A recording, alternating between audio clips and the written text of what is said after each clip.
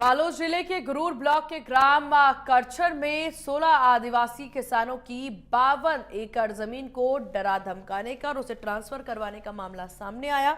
जहां मामले का पता चलते ही ग्राम के ग्रामीण जो हैं वो जमीन वापसी की मांग पर भूख हड़ताल पर बैठ गए। मामले में अब सर्व आदिवासी समाज ने ग्रामीणों का समर्थन करते हुए पूरे मामले की शिकायत कलेक्टर से की।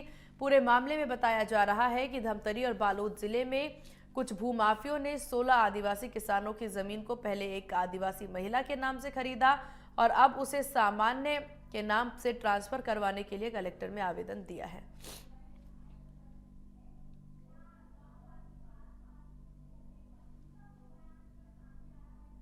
हम लोग कलेक्टर से मिलने का कारण हम लोग का था जो ज़मीन है जिसे हमारा प्रदेश अध्यक्ष जी ने भी कार्यकारी अध्यक्ष जी ने बताया वही मैटर था।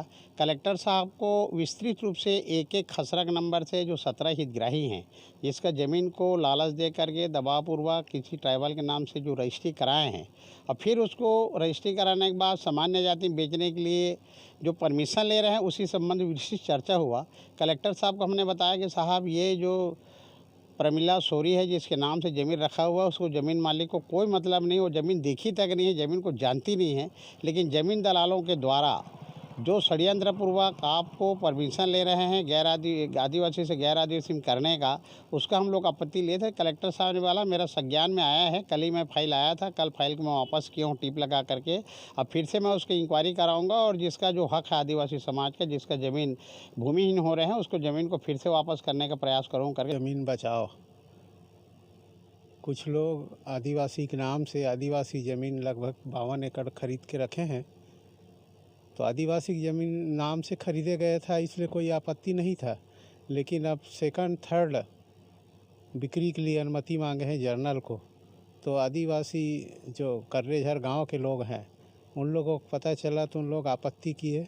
पिछले जुलाई अगस्त में आवेदन लगाए थे लेकिन कोई कार्रवाई नहीं हुआ और अब बिक्री का आवेदन आ गया और गांव में मीटिंग होने लगा तो गांव वालों ने अपनी ज़मीन दूसरे जगह जाने से बचाने के लिए कल से कर्रेझर में आंदोलन कर रहे हैं। और कल एसडीएम तहसीलदार नायब तहसीलदार गई थी, काफ़ी चर्चा के बाद भी कोई रिजल्ट नहीं निकला। लेकिन इस तरह से पूरे प्रदेश में आदिवासियों की ज़मीन हमने बांध के लिए दिया, सड़क के लिए दिया, कारखाने के लिए दिया, तमाम जगह के लिए दिया, लेकिन फिर भी आदिवासियों की ज़मीन छीना जा रहा है, भूमिहीन होते जा रहे हैं। देश में राष्ट्रपति भी आदिवासी है, मुख्यमंत्री भी आदिवासी है, उसके बाद आदिवासियों का शोषण बंद नहीं।